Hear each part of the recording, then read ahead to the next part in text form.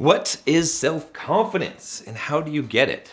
All right, this is a topic that I have spent a lot of time thinking about. I've actually written a book about this, and I'm gonna basically break this down for you because I think this is extremely important. I think a lot of guys are trying to get self-confidence and they don't really understand it. They don't really know how to develop it. And so I'm gonna break down, first of all, what is confidence? How does it relate to self-confidence? And how can you gain either of those? So first of all, let's go with my definition of confidence, all right? So the way that I define confidence is, I said that confidence is knowing the possible outcomes of a situation and knowing no matter what happens, you'll be okay. Now, why do I define confidence that way? All right, notice it's not about feeling great or feeling like you are always going to win, or that, you know, to a degree it is that nothing as bad is going to happen to you, which is actually not even true, because something bad could happen to you, but the real defining characteristic is that you're going to be okay no matter what happens, right? And so the reason why I define it the way that I do is because if you look at the word confidence, it means, you know, if I were to say I'm confident in my homework, all right? That would mean that I am sure that that I know the answer. I'm confident that this is a correct, right? It means that I'm sure of something, all right? So confident means to be sure of something, all right? And then if you think about what are you sure of, right? It's going to be of what the outcomes could be, right? You don't necessarily know what an outcome is absolutely going to be, but you can be confident if you know what either outcome could be, or what possible outcomes exist, all right? Then you won't be fearful because you know what to expect. And then the second part of this is feeling like no matter what happens, all right? So no matter what the outcome is, you're gonna be okay, all right? And this is critical, right? Because the thing that makes you actually confident, that actually makes you want to go and do something, is the fact that you know that no matter what happens, you're gonna be okay. And now the reason why I've derived this sort of definition from it, or for it, instead of saying that you know that you're going to be, that everything is going to work out or that everything is going to be good, is because I played a lot of poker, okay? And when I played poker, I learned very quickly that you could do the absolute right thing and you could have a bad outcome. And you could also do the absolute wrong thing and you could have a good outcome, because there's some amount of luck involved. And in life, there is some amount of luck. All right. And so the thing is that you can still be confident without knowing that you're going to win. Right. And think about this, right? In any kind of, you know, anything that you're good at, anything that you're confident in, do you always know you're going to win, or do you always know that you're going to play good? Right? and do you know that regardless of the outcome, you're still all right? Like it doesn't mean you're bad, because you know, and if you're truly confident, you're not afraid to lose. If you think about that, right? You think that you have a good chance of winning, right? But you're not afraid to lose, right? And why aren't you afraid to lose? Because you know that if you lose, it doesn't mean that you're a lesser person. It means you're still good. It just is luck, or, you know, you're having a bad day, but that's what true confidence is. You're still going to be okay. All right. So that is general confidence. And now the thing about confidence is confidence is contextual. So what do I mean by confidence is contextual? I mean that just because you're confident in one thing doesn't mean you have confidence in everything or in other things. So for example, there's probably something right now that even if you don't consider yourself self-confident, if you're afraid to talk to women or talk to people, right, you probably have some confidence in something, right? For example, when I was growing up, I was confident in my Magic the Gathering card playing skill. I'm still pretty confident in those skills, okay? Meaning that no matter what happens, I know I'm going to be okay. That it doesn't affect my ego. It doesn't hurt my ego, right? Because I know that I've developed enough skill. I'm not afraid to do that, okay? I'm not afraid to play that game, all right? So you probably have something that you have some confidence in, all right? Now, does that confidence translate to other areas of your life? No, it probably doesn't. All right. Now, there are some exceptions to this, which we're going to get to in a minute here. So confidence is contextual. I can have confidence in one area, but not confidence in another area. That is why you'll see a lot of guys that are buff, that go to the gym, lift weights, maybe make a lot of money, are successful in many areas of their life, can talk business deals. But when they get up to talk to a girl, they freak out. They can't handle it. They're not confident in that area. I've coached many guys I've coached some guys that are famous DJs, okay? I've coached guys that are on television programs, all right? And these guys, or that have done stand-up comedy, that have been famous in some venues, in some areas, and these guys will have women coming up to them, all right? Or they could be on stage and they could be performing and they have confidence there. But when they have to go and talk to a woman on their own and go up to them, they have no confidence at all, okay? So how can that be? It's because confidence is contextual, okay? Does that mean you can't have true self-confidence? No, we'll get to that in a minute. So first of all, how do you develop confidence? Because if we're going to develop self-confidence, we need to develop confidence first, which brings us to the point of what is self-confidence? Well, self-confidence just means that you have confidence in the context of yourself.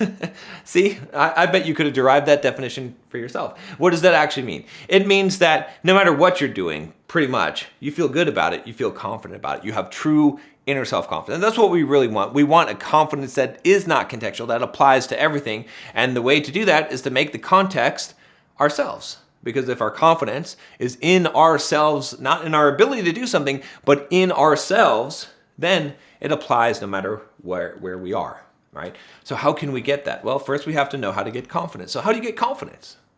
That's a good question. Well, how did you develop the confidence that you have in the things that you do right now? And let's say that you're good at guitar. How did you develop confidence? Well, you practiced. You did the same thing over and over again.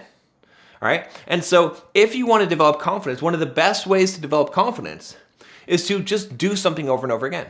And the more that you do things, the more that you will see the possible outcomes, and the more that you will see that every time that you do it, you're still okay. You're still here. You're still fine. All right? Now, this might seem obvious, but let me ask you a question. Again, I talk about this subject a lot because it is very related to a lot of you guys. When was the last time you cold approached a woman? And did you feel confident in that? Okay, it doesn't seem so obvious anymore, right? So how could you gain confidence in that? How could you make it so that you could go and you could talk to a woman? Well, you would go and cold approach women a lot of different times, all right? And here's the and that's important. There's two things you have to do. One, it has to still be outside of your comfort zone. So you've got to continually raise the stakes and be a little bit more bold or say something that you might be a little bit scared of, all right? And you have to be okay no matter what happens, right? So if you talk to a woman and she rejects you, again, rejection is not something someone can do to you. It's something you do to yourself. We'll talk about that in another video. But if you accept that rejection as a blow to yourself or to your ego, it's just going to build up. Instead, you have to say, wow, hey, I went and did that thing and it was scary as hell. And yeah, she told me to kick rocks, but man, I'm the man because I did that. What a rush. Okay? If you internalize it that way, if you're like, wow, I'm proud of myself for doing that. That was scary. I did something that was scary. As you continue to do that and you see the possible outcomes, and sometimes I promise you, some girls will react positively to you. You might even get laid. Imagine that, okay? But maybe it will take you a long time. Maybe you'll have to talk to 100 women or 200 or 300 women. I don't know. It doesn't matter, right? Because when you're thinking this way, it doesn't matter. But if you do that over and over again, you will build confidence because you'll know yes or no, good things happen or bad things happen, but either way, it doesn't matter. I'm okay. So that's how you build confidence. Now, how do you build self-confidence? Well, and before we get into that, let's address one other thing here with confidence. What if you can't practice the thing?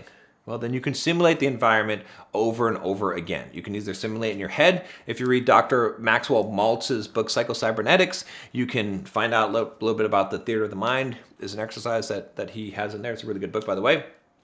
Or you can go through a simulation. So, for example, right, you probably flew on an airplane, I'm guessing, okay? I've flown on lots of airplanes, all right? I used to be terrified to fly in airplanes. If you want to learn how I came over all my fears, stay tuned. I'll do a video on that too, or leave a comment down below. All right. By the way, now's a good time to like or subscribe to this video and to share this. This is a good way to keep me doing these daily videos if you're getting value out of this, and to get it so that more people see these videos. All right. So what I was saying about this is that flights. Okay. So how does a pilot, okay, not only should a pilot have confidence, but you should have confidence in the pilot, all right? And you probably do if you got on a plane, unless you're a crazy person, all right? So how did a pilot develop that confidence? Did they fly planes? to develop that confidence? No, not a big commercial airplane, okay? They did a lot of flying in flight school and whatnot, all right? But they did simulators. They have simulators, all right?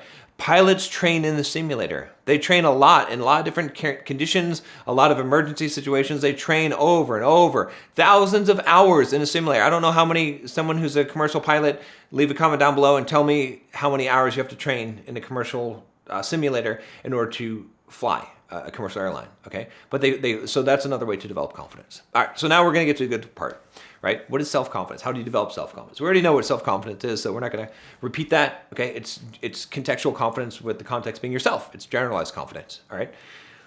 So the way that you develop that is the same way you develop confidence, except that you need to apply it to your actual self, which means that you need to do a lot of different things. So the way that you develop true self-confidence is by repeatedly exposing yourself to uncomfortable situations, right? No matter what they are. So, for example, hey, have you ever recorded a YouTube video? Well, maybe you should get on camera and make a damn YouTube channel and post it, and then leave a comment down below with a link to your first video you've ever made, and you know, maybe some people will make fun of you, okay? If you haven't gone up and talked to a girl that you find attractive, just go and do it and see what happens, right? You're putting yourself in an uncomfortable situation. If you're afraid to get on an airplane, get on an airplane. If you're afraid to go on a roller coaster, go on a roller coaster. Whatever it is that's gonna make you uncomfortable, getting on stage, talking to people, whatever it is that's gonna make you uncomfortable, wearing that thing that you always wanna dress like Indiana Jones, all right? But it's not really acceptable in public, but who cares? Just dress like Indiana Jones and go walk out in public because you think it's freaking cool to carry a whip. Cool, let's do it. I'm with you, let's do it, all right? Anything that's gonna make you feel uncomfortable, and you repeatedly do it over and over, what you're gonna find out is that you're gonna learn the possible outcomes of the situations, okay? Which is, which is you. Remember, the context is you, is that you have a good time or you get a little bit embarrassed, but you stop getting embarrassed after you keep on doing this for a long time, and you grow, right? So you start to learn that every time that I do something that makes me uncomfortable, I grow in some way. So it's always good, right? And then you realize that, hey, no matter what, not only am I okay, I'm better than okay, I'm improving. And that's how you develop a true inner self-confidence. Because then it can apply to anything. Because then it doesn't matter whether you're afraid to do something, you do it anyway, and you do it with confidence because you know that this is just an experience. There's no weight in this game, right? There's no stakes in this game because it doesn't matter, because you don't have to win. You only have to put yourself in an uncomfortable situation and remain in that, and that is the win condition. In fact, that is literally, I just gave you literally how I coach guys. I don't do it as much anymore, but I used to take guys out to Vegas and help them to learn how to cold approach women, all right, and pick up girls, all right? Whether you like that or not, what I did was I literally made the stakes for them. I told them, hey, look, all that your job is to do is to put yourself in an uncomfortable situation and then remain in it. And if you do that, you win. It's not to get the number. It's not to get the girl to come home with you or to go to your hotel room or to get a kiss. It is literally just to put yourself in what you feel is an uncomfortable situation and to remain in that, because in doing that, you grow. And if you continually grow, what happens if you continually grow? You're going to have to become bigger. And if you become bigger, what's going to happen to the things that used to make you scared? They're going to become smaller. If you become bigger and they become smaller, what's going to happen to your life? You're going to suddenly have this confidence that you want, and you're going to be able to do all the things that you want to do and not doubt yourself, because you know that no matter what happens, you always pull through and you always figure it out, and it always ends up working out for your best. See you tomorrow.